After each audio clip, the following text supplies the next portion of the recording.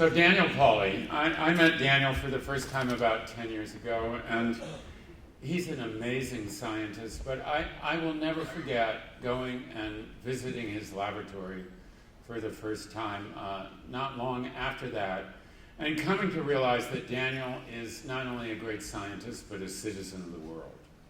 And that his laboratory is a kind of mini United Nations, which has provided the opportunity for hundreds of students from God only knows how many countries to come and have the opportunity to study under him and learn to be scientists and go back out into the world and do the kind of good that he's doing. And that's a kind of scientific leadership which is incredibly rare.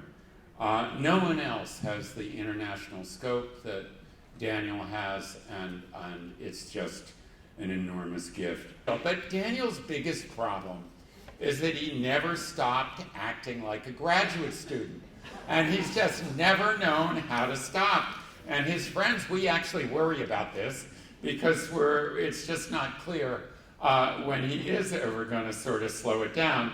So in his spare time, in the last few years, he's reconstructed the fisheries of the entire world. So I could go on and on. I'm finished.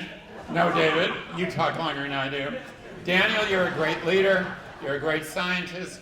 You're a great friend, and you're an inspiration to us all. Thank you very much. Put simply, I always believed that everyone should be not only allowed to realize their potential, but empowered to do so. Empowered to do that. And that should be for everybody, everyone, everywhere. Now, everywhere is tricky because this involves other parts of the world. Since I'm a marine biologist and fishery scientist, it meant that throughout my career, I've tried to create concept, model, software, database that enabled colleagues to do most of their work most effectively, to simplify their work, to enable their work, to empower their work. But since colleagues in developing countries have most difficulties because of local conditions, I have mainly worked, I made a conscious decision to focus on the resolution of developing country problems, and tropical fisheries in particular. This has very much shaped the first part of my career, most of which was spent in Southeast Asia, with extensive forays in Africa and Latin America. Now, the transfer to North America, to Canada, took 5 years, from 94 to 99, a period of seasonal commute between Canada and the Philippines, commuting across the Pacific. I had my family in the Philippines and my job in Canada.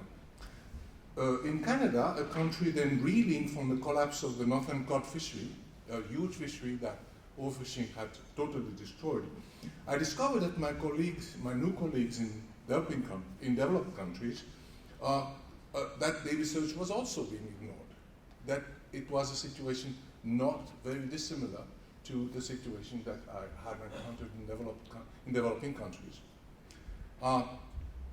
Indeed, the research was ignored the same way. And it was worse because there was more research to be ignored, right? In Canada, was supposed to have the best research establishment. The cod was the best researched fish in the world. So I thought, and so everybody thought. However, there was a big problem that I wanted to overcome because there was a huge disconnect between the science and the policy. But one person could not overcome this disconnect.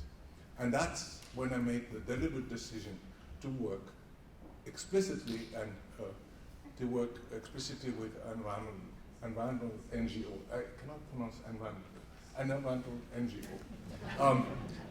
Because they are the only force multiplier, the only leverage that individual people have, individual scientists have to be heard when they work in a country or in a context where the government deliberately ignores them. That is the case in Canada, very much so. So I deliberately engaged with NGOs, and I was much aided in this by the Pew Charitable Trust. And I discovered then that the new concept and method were also used in developed countries, not only in developing countries. And that's, I guess, the reason I'm here. So you are among those that saw that these ideas worked and who supported me. So thank you again.